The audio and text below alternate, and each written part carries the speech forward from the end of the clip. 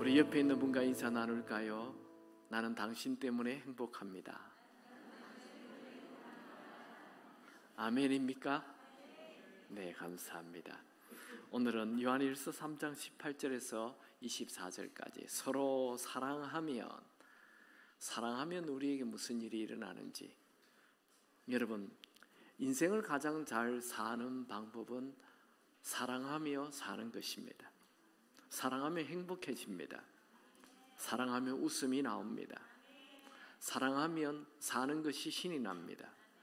사랑하면 좋은 미래가 열립니다. 그런데 이 사랑은 혼자 할 수가 없습니다.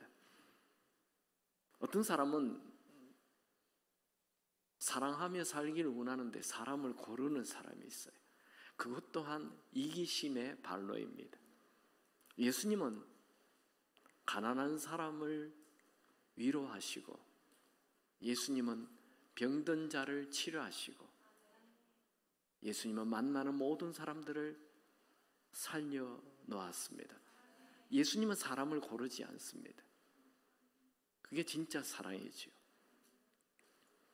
우리도 예수님처럼 사랑이 넘치는 자로 산다면 하나님께서 우리를 이 땅에 보내신 목적을 이루는 자가 되는 것입니다. 하나님께서 우리를 이 땅에 왜 보내셨나요? 사랑하라고 보내신 것입니다. 예수님은 사랑을 가장 큰 계명이라고 말했습니다. 그러므로 사랑하는 것보다도 더 중요한 계명은 없습니다. 여러분이 예수님을 주인으로 모셨다면 내 이기적인 삶을 버리고 이제 사랑하는 삶을 살아야 합니다.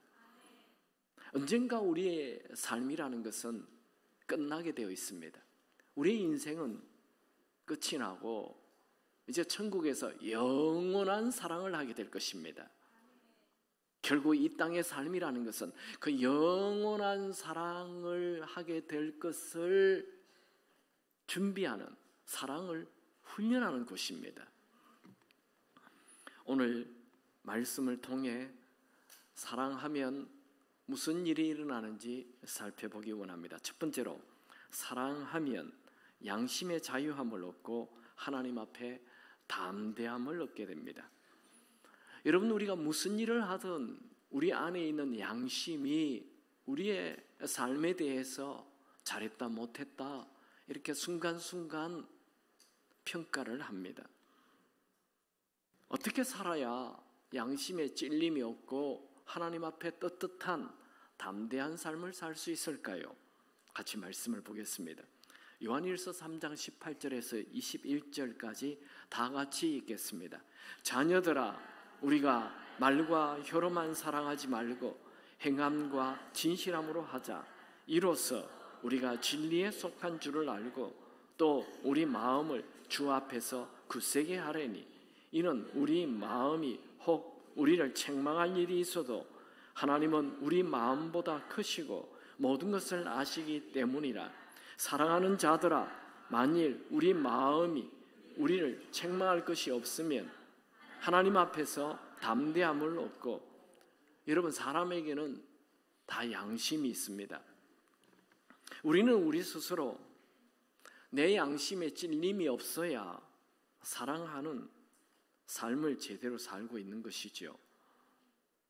20절과 21절의 마음이라는 단어는 선한 양심을 말합니다. 그래서 여러분의 성경책 그 3장 20절과 21절에 마음에 동그라미를 치고 화살표를 해서 선한 양심이라고 써놓으면 다음에 읽을 때 더 도움이 될 것 같습니다. 여러분, 하나님은 우리의 모든 행위를 다 보고 계십니다. 우리가 진심으로 형제를 사랑하며 산다면 하나님 앞에 서는 것이 담대해집니다. 21절을 다시 한번 읽어보죠. 사랑하는 자들아, 만일 우리 마음이 우리를 책망할 것이 없으면 하나님 앞에서 담대함을 얻고. 여러분, 우리가 지금 남을 미워하고 시기하고 질투하고 화를 낸다면 기도를 해도 기도가 안 돼요. 기도하고 싶지도 않아요. 하나님 앞에 나가는 것이 불편해지는 것이죠. 하나님 앞에 담대하게 기도할 수가 없게 됩니다. 그런데 우리가 사랑하며 살면 내 마음이 기도하는 것이 아주 편해져요. 하나님 앞에 나아가는 것이 담대해집니다. 여러분, 하나님은 모든 사람에게 양심을 주셨습니다. 이 선한 양심은 하나님께서 우리에게 주신 내면의 경보장치입니다. 쉽게 말하면 선한 양심은 하나님의 음성입니다. 우리가 옳지 않은 일을 하면 선한 양심이 우리 마음에 찔림을 줍니다. 그래서 우리는 매사에 양심에 찔림이 없는 일을 해야 하는 것입니다. 선한 양심은 옳고 그름을 알려주는 인생 최고의 친구입니다. 성경 곳곳에 선한 양심을 따라 살라라고 말씀합니다. 바울은 모든 일을 행할 때마다 나는 선한 양심을 따라 살았노라라고 고백하죠. 사도행전 23장 1절에 바울이 공회를 주목하여 이르되 여러분 형제들아 오늘까지 나는 범사에 양심을 따라 하나님을 섬겼노라. 여기 양심은 선한 양심을 말합니다. 원어에는 선한 양심으로 번역이 되어 있습니다. 디모데도 우리에게는 선한 양심을 가져야 한다라고 권면합니다. 디모데전서 1장 19절 믿음과 착한 양심을 가지라. 베드로도 선한 양심을 가지라고 말하죠. 베드로전서 3장 16절 선한 양심을 가지라. 히브리스 기자는 악한 양심에서 벗어나라 말합니다. 히브리서 10장 22절 우리가 마음의 뿌림을 받아 악한 양심으로부터 벗어나고, 여러분 그냥 양심이 아니고 선한 양심을 말합니다. 왜냐하면 사람마다 양심이 다 달라요. 그래서 이게 선한 양심이라는 것은 성경이 말하는 양심을 말합니다. 성경이 기준을 준 그 기준을 따라 사는 삶, 그것을 선한 양심이라고 그러죠. 선한 양심은 믿음을 가질수록, 말씀을 볼수록 선한 양심이 커집니다.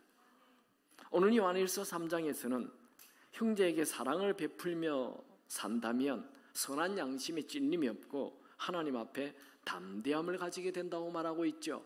다시 한 번 더 읽어봅니다. 외우는 마음으로 21절 요한일서 3장 22절 시작. 사랑하는 자들아 만일 우리 마음이 우리를 책망할 것이 없으면 하나님 앞에서 담대함을 얻고, 여기 우리 마음이는 선한 양심을 얘기합니다.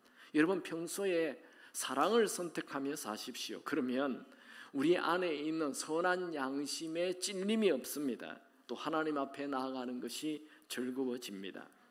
어떤 장로님은 유산 문제로 형제들과 관계가 불편했는데 이 서로 사랑하라는 이 말씀을 듣고 장로님이 형제들을 만나 유산을 많이 양보를 했습니다. 그래서 참 가족들과 좋은 관계가 되었다라고 고백했습니다.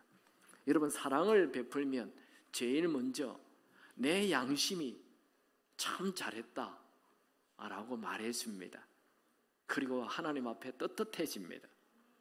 여러분 할 수만 있다면 선한 양심에 따라 행동하시기 바랍니다. 모든 사람에게는 선한 양심의 소리가 있습니다.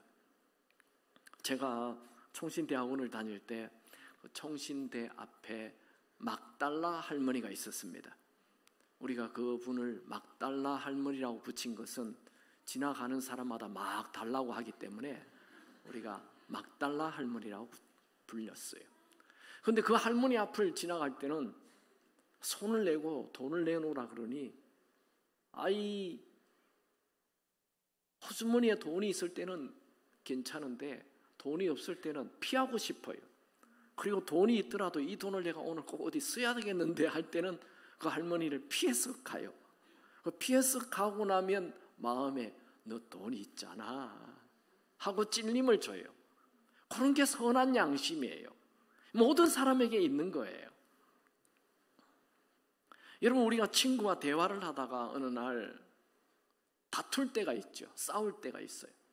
그러면 집으로 돌아갈 때 내 안에 있는 선한 양심이 네가 잘못했잖아, 빨리 문자 보내, 사과한다고. 그러면 또 안에 있는 자존심이 왜 내가 사과를 해야 돼? 지가 해야지. 이렇게 자존심하고 내 안에 있는 선한 양심하고 막 싸워요. 그럴 때 내가 내 자존심을 버리고 선한 양심에 따라 사랑의 표현을 하면 하나님이 은혜를 부어주십니다. 여러분, 선한 양심은 순종할 때 선한 양심이 점점 커집니다. 여러분, 자존심을 앞세우면 모든 관계를 다 망칩니다. 선한 양심에 반응을 하고 내가 잘못한 것을 되돌이키면 하나님께서 여러분에게 은혜를 베풀어 주실 것입니다. 가룟 유다는 예수님을 은30에 팔아버렸죠. 그리고 양심의 찔림이 왔어요. 그러나 그는 곧바로 양심의 소리를 듣고 예수님을 찾아가서 회개하지 않았습니다. 그는 자신의 자존심을 앞세우고 버티다가 매일 밤마다 잠을 이루지 못하고 고통 속에 있다가 결국 자기 스스로 목숨을 끊고 말았습니다. 이거 안 됩니다. 여러분, 내 양심에 찔림이 있다면 자존심이고 뭐고 다 버리고 곧바로 선한 양심의 소리에 순종하십시오. 그러면 하나님께서 더 좋은 상황을 열어주실 것입니다. 선한 양심에 민감할수록 우리 인생은 좋은 쪽으로 가게 되어 있습니다. 무엇보다도 선한 양심에 순종하면서 살면 하나님 앞에 담대해집니다. 여기서 우리가 한 가지 더 생각해 볼 것이 있습니다. 성경에는 믿음과 사랑을 동의어로 사용하고 있다는 것입니다. 여러분, 히브리서 기자는 사도 요한과 다르게 하나님 앞에 나아가는 것은 믿음으로 담대하게 나아갈 수 있다라고 기록합니다. 히브리서 4장 16절, 그러므로 우리가 긍휼하심을 받고 때를 따라 돕는 은혜를 얻기 위하여 은혜의 보좌 앞에 담대히 나아갈 것이니라. 히브리서 10장 19절, 그러므로 형제들아 우리가 예수의 피를 힘입어 성소에 들어갈 담력을 얻었나니. 10장 22절, 우리가 마음의 뿌림을 받아 악한 양심으로부터 벗어나고 몸은 맑은 물로 씻음으로 말미암아 씻음을 받았으니 참 마음과 온전한 믿음으로 하나님께 나아가자. 그러니까 히브리서 기자가 얘기하는 담대함이라는 것은 예수의 피를 믿고 믿음으로 하나님 앞에 담대히 나가는 거지요. 그런데 우리가 보고 있는 사도 요한 1서에서는 사랑으로 행동하면 하나님 앞에 담대해진다고 말하고 있습니다. 그것은 믿음과 사랑을 동일시하고 있다는 것이죠. 성경 전체는 믿음과 사랑을 동일시합니다. 그러니까 믿음이 좋은 사람은 사랑이 많은 사람이 되어야 하는, 사랑이 많은 사람이 믿음이 좋은 사람이 되는 것입니다. 이 두 개가 똑같다는 거예요. 우리가 보고 있는 이 요한 1서는 계속 사랑에 대한 얘기를 해요. 여러분, 예수를 믿는 사람, 하나님의 아들과 딸이 된 사람은 믿음이 점점 좋아져야 되잖아요. 그런데 요한 1서는 사랑이 점점 많아져야 된다고 말하고 있습니다. 여러분, 믿음이 있습니까? 그렇다면 사랑이 많아지기 바랍니다. 여러분의 집에 자녀가 여럿이 있다고 합시다. 평소에 그 형제들끼리 사랑으로 대하는 자녀는 부모를 만나는 것이 자유로울 것입니다. 그러나 평소에 형제들을 괴롭히는 자녀는 부모를 만나는 것이 왠지 불안하고 불편할 것입니다. 아빠가 자기 이름을 부르면 이크, 내가 동생을 괴롭힌 것이 들켰구나, 이렇게 되는 거지요. 그래서 부모를 만나는 게 불편해집니다. 여러분이 사랑으로 산다면 하나님 만나는 것이, 하나님 앞에 나가는 것이 담대해질 것입니다. 그리고 결국 우리는 다 이 땅의 삶을 마치고 하나님 앞에 서게 되는 날이 옵니다. 그 인생을 마치고 하나님 앞에 섰을 때도 사랑으로 살았던 사람은 담대해집니다. 성경은 우리의 삶에 마지막 날 벌거벗은 것처럼 우리의 모든 것이 드러난다고 말하지요. 히브리서 4장 13절 지으신 것이 하나도 그 앞에 나타남지 않음이 없고 우리의 결산을 받으실 이의 눈앞에 만물이 벌거벗은 것 같이 드러나느니라. 고린도후서 5장 10절 이는 우리가 다 반드시 그리스도의 심판대 앞에 나타나게 되어 각각 선악간에 그 몸으로 행한 것을 따라 받으려 함이라. 여러분, 평소에 사랑으로 살았던 사람은 죽음도 두렵지 않을 것입니다. 여러분이 사랑으로 사시기 바랍니다. 우리가 천국에 가면 가장 많이 사랑한 사람이 가장 큰 상급을 받게 될 것입니다. 사랑은 모두 상급이고 사랑은 모두 하나님 앞에 귀한 것입니다. 그러므로 우리는 언젠가 하나님 앞에 설 것이라는 사실을 염두에 두고 다른 사람을 사랑하며 살아야 합니다. 여러분, 어제보다 오늘 더 사랑하시기 바랍니다. 나이가 들수록 사랑이 많은 사람이 되십시오. 할 수만 있다면 사랑을 선택하십시오. 여러분, 우리는 이 땅에 성공하기 위해 태어난 자가 아니고 사랑하기 위해 태어난 자입니다. 두 번째로, 사랑하면 기도의 응답이 있습니다. 사랑하면 기도의 응답이 있다고요? 네, 말씀을 봅시다. 요한일서 3장 22절 다 같이 읽습니다. 무엇이든지 구하는 바를 그에게서 받나니 이는 우리가 그의 계명을 지키고 그 앞에서 기뻐하시는 것을 행함이라. 여기 구하는 바를 그에게서 받나니, 여기 받나니라는 단어는 현재형을 쓰고 있습니다. 그러니까 이 말은 계속 기도의 응답을 받는다라는 말입니다. 여러분, 우리가 기도하는 것마다 계속 응답을 받는다면 얼마나 좋을까요? 우리 기도하는 게 다 응답받아요. 와, 신나죠? 기도하는 것마다 다 응답받는다면. 사도 요한은 계속 기도의 응답을 받는 비결은 그의 계명을 지키는 것, 그의 계명은 곧 서로 사랑하라는 거죠. 서로 사랑하는 것과 하나님을 기쁘시게 하는 것. 그런 사람은 계속 기도의 응답을 받는다는 거예요. 이건 사도 요한의 얘기가 아니라 사실 예수님께서 일찍 말씀하신 거죠. 예수님은 하나님께 예배를 드리기 전에 먼저 깨어진 관계를 회복하고 예배를 드리라 말씀하셨죠. 마태복음 5장 23절 24절 그러므로 예물을 제단에 드리려다가 거기서 내 형제에게 원망 들을 만한 일이 있는 것이 생각나거든 제물을 제단 앞에 두고 먼저 가서 형제와 화목하고 그 후에 와서 예물을 드리라. 왜 예수님은 예물을 드리는 것보다도 깨어진 관계를 회복하는 것을 중요하다고 말씀하십니까? 형제들과 관계가 깨어진 사람은 아무리 예배를 드려도 하나님이 기뻐하지 않는다는 것입니다.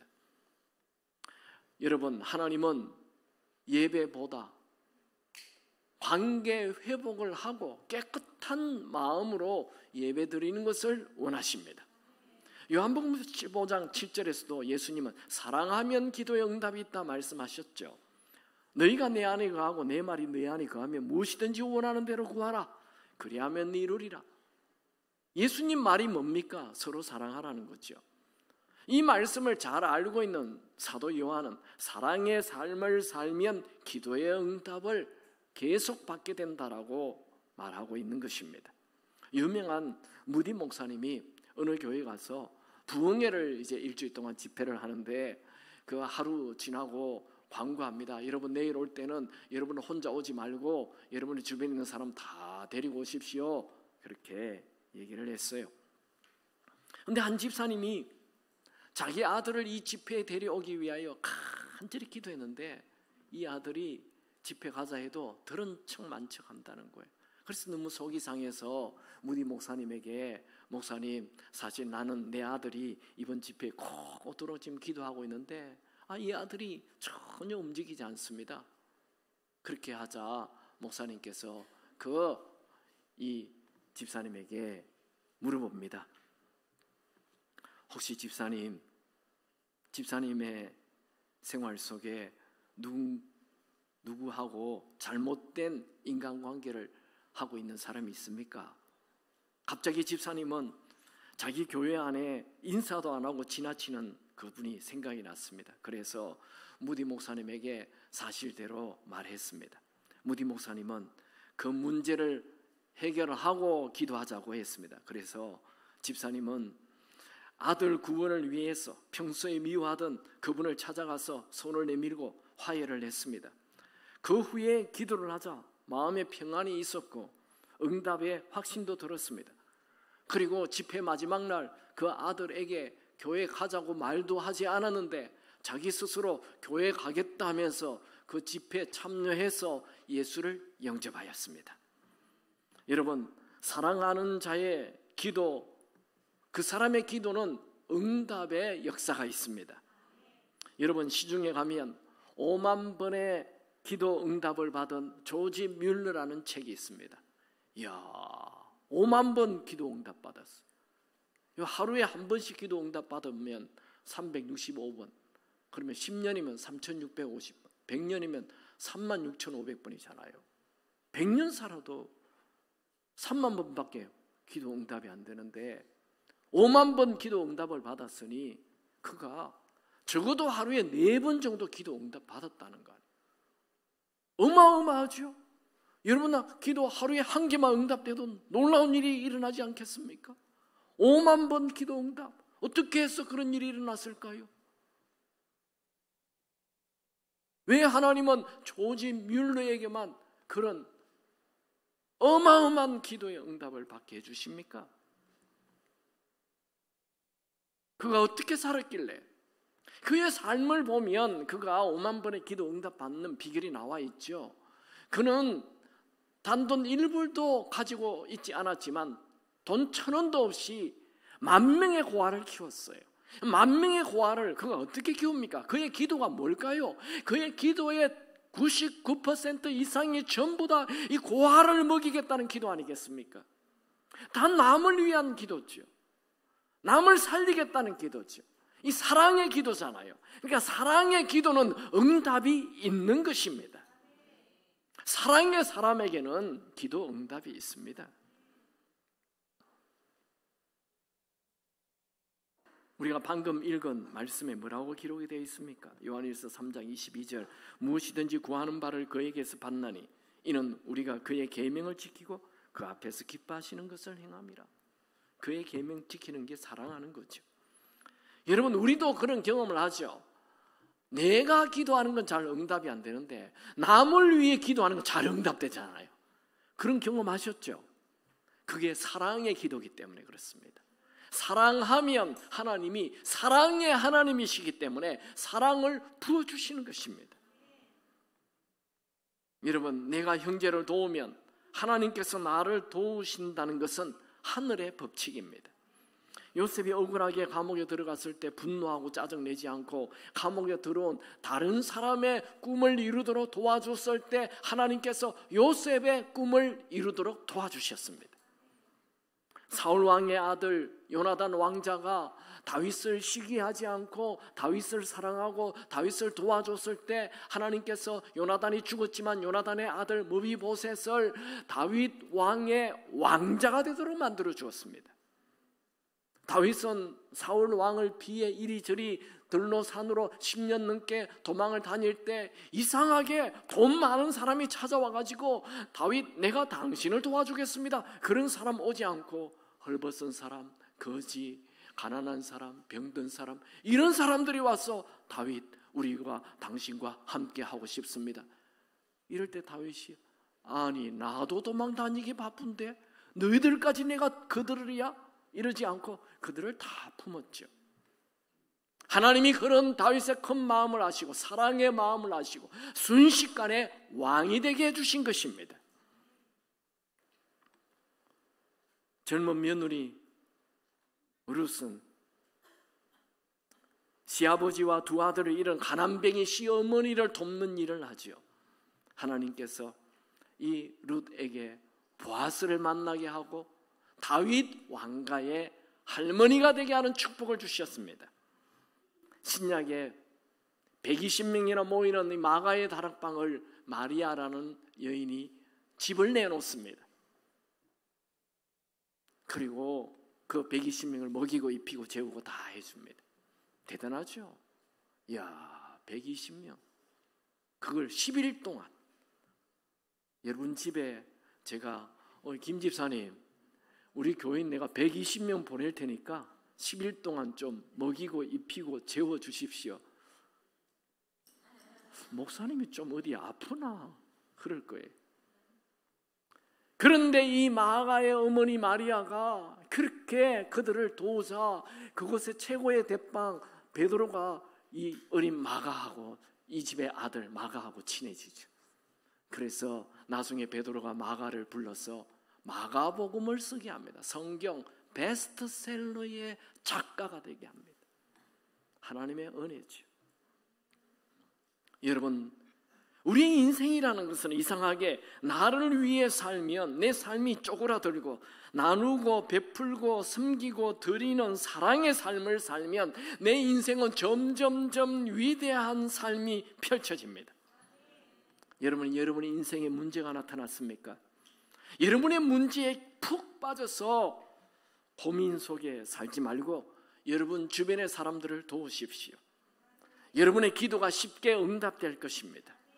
지금 여러분의 문제가 아무리 커도 여러분보다 더 큰 문제를 가진 자들이 많습니다. 그들을 도우십시오. 그러면 하나님께서 여러분의 기도를 들어주실 것입니다.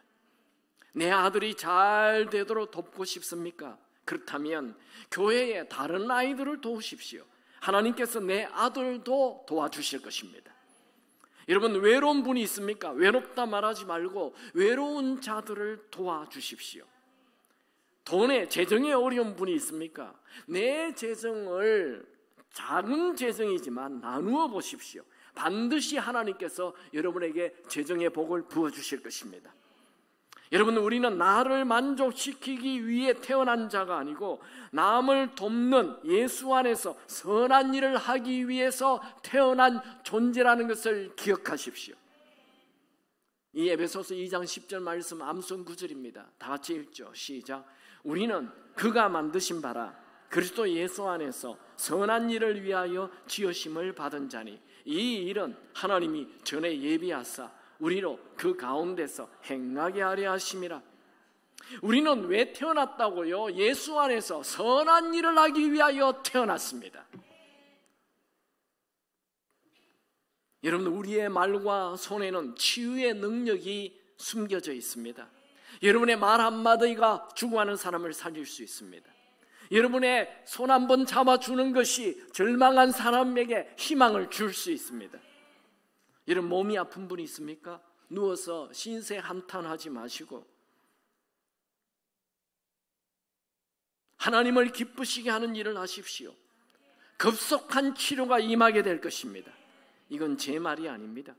이사야 58장 7절 8절 또 줄인 자에게 너의 양식을 나누어 주며 헐벗은 자를 보며 입히며 그리하면 너의 빛이 새벽같이 비칠 것이며 너의 치유가 급속할 것이며 너의 공의가 네 앞에서 행하고 여호와의 영광이 너 뒤에 호위하리니.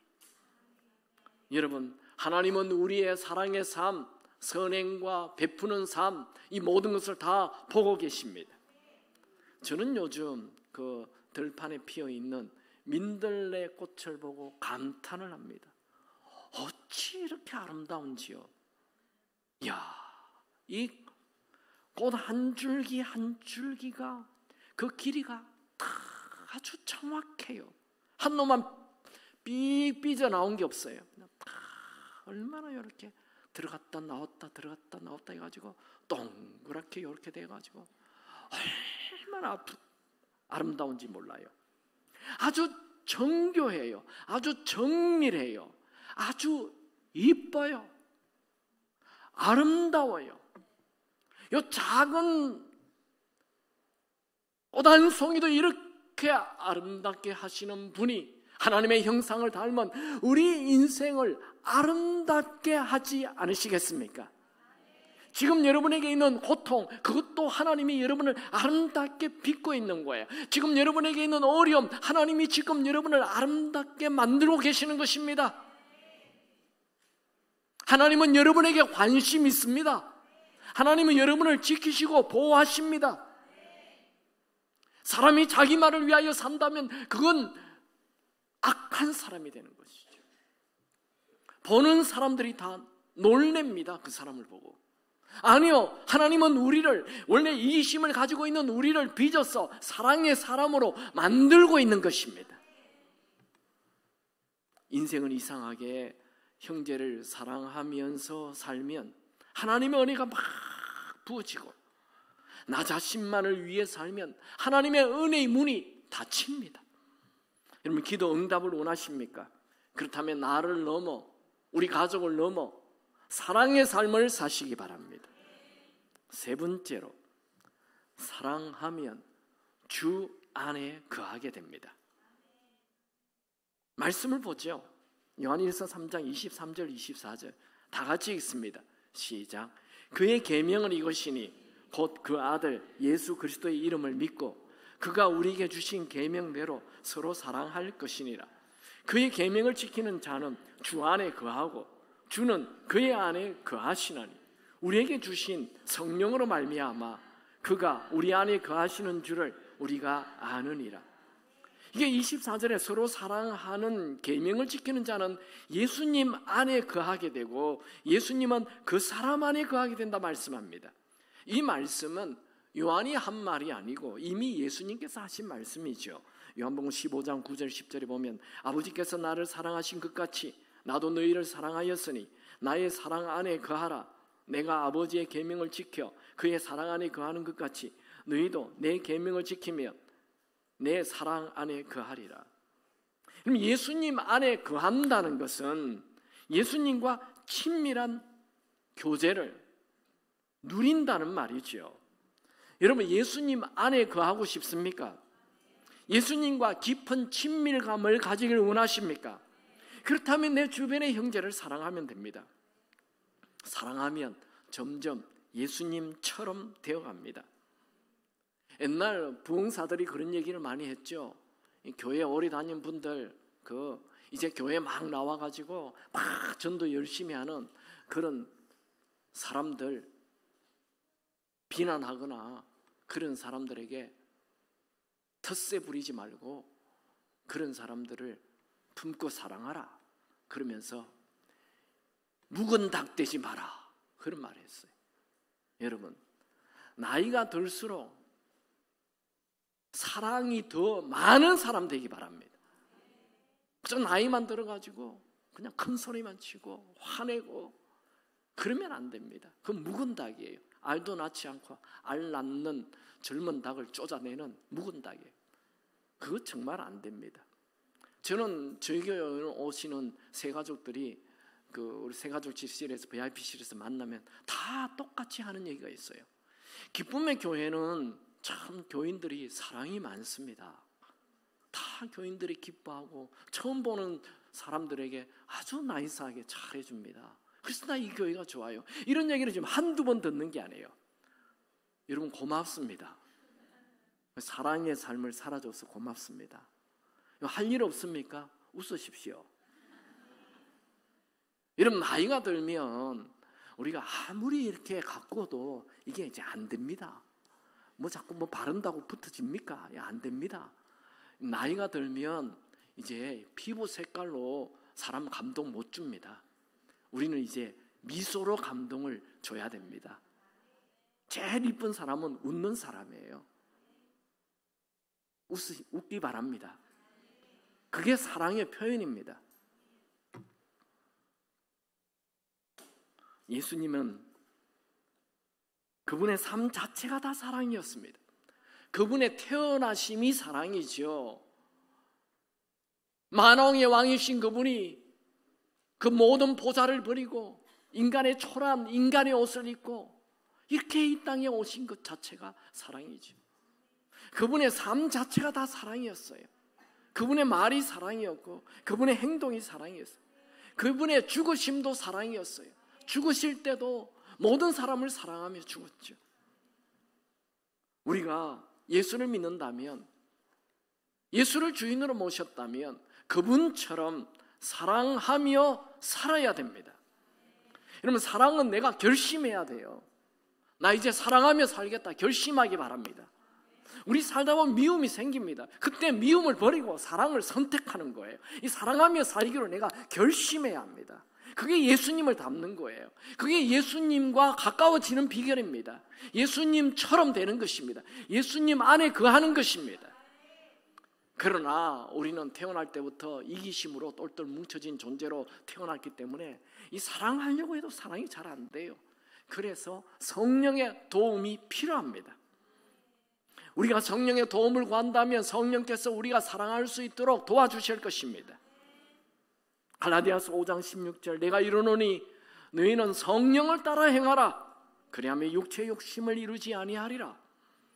로마서 5장 5절 우리에게 주신 성령으로 말미암아 하나님의 사랑이 우리에게 부은바 됨이니. 여러분 사랑이 부족합니까? 우리 마음에 하나님의 사랑을 부어달라고 기도하십시오. 요즘 미운 사람 생겼어요. 그러면 먼저 하나님 이 미움이 사라지고 저 사람을 사랑할 수 있는 마음을 주십시오. 기도하면 하나님께서 어느 날 사랑의 마음을 주십니다.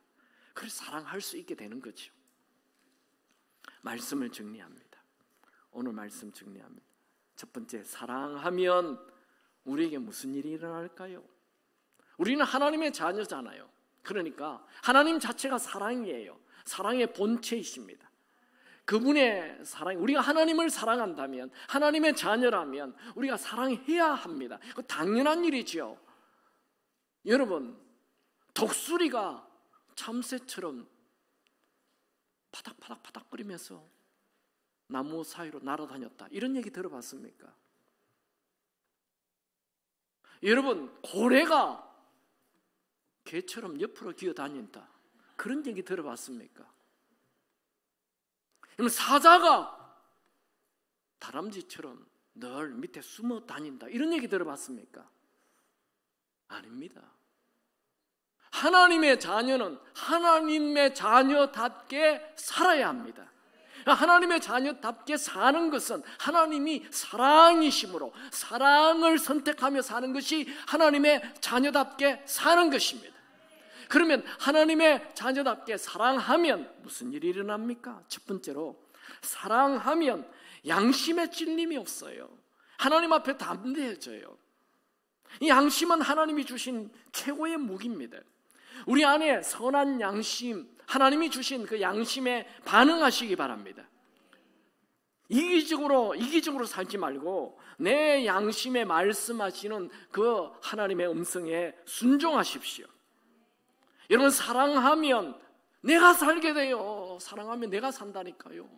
우리는 화내며 분노하며 미워하며 살도록 창조되지 않았어요. 여러분, 화내고 분노하면 내가 아프다니까요. 왜요? 하나님이 그렇게 만들지 않았어요. 우리는 화내며 살도록 창조되지 않았어요. 선한 일을 하며 살도록 창조되었습니다.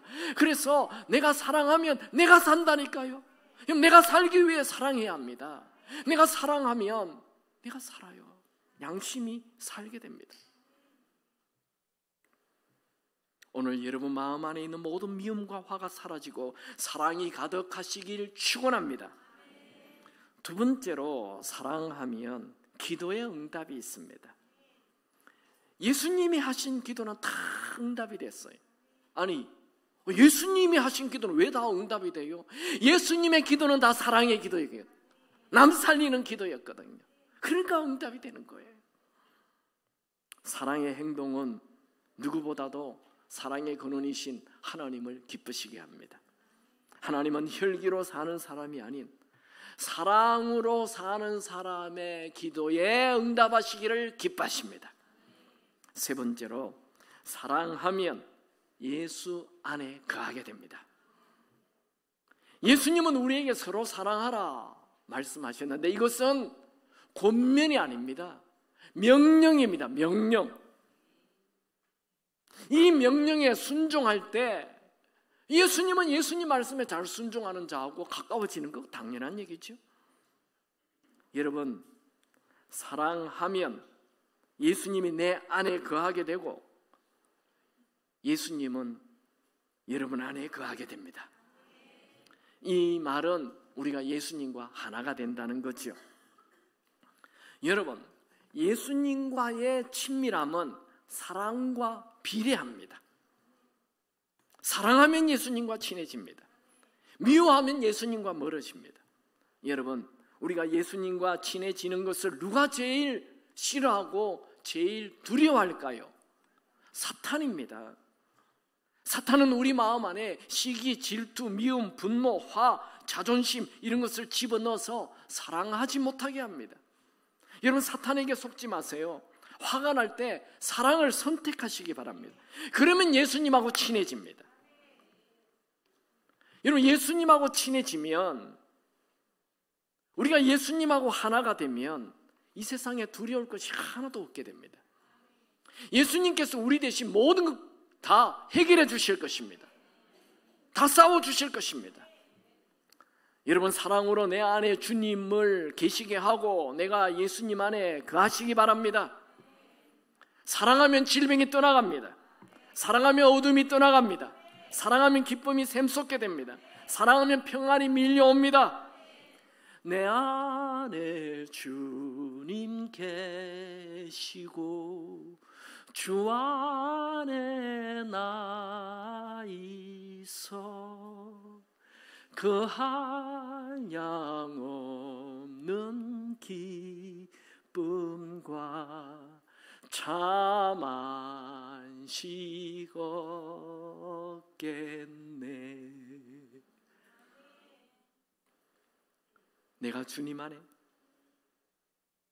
주님이 내 안에, 이게 바로 천국의 삶입니다.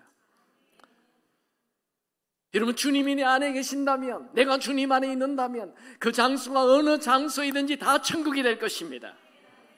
높은 산이 거친 들이 초막이나 궁궐이나 내 주 예수 계신 곳이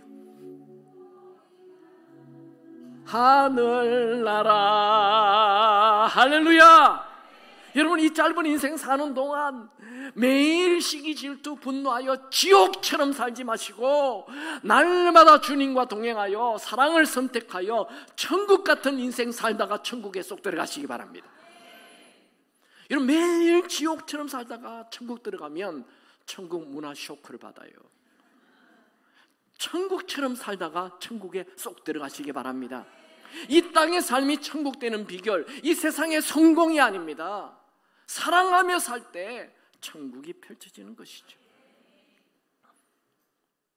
서로 사랑하라는 예수님의 명령, 이건 우리가 결단해야 됩니다.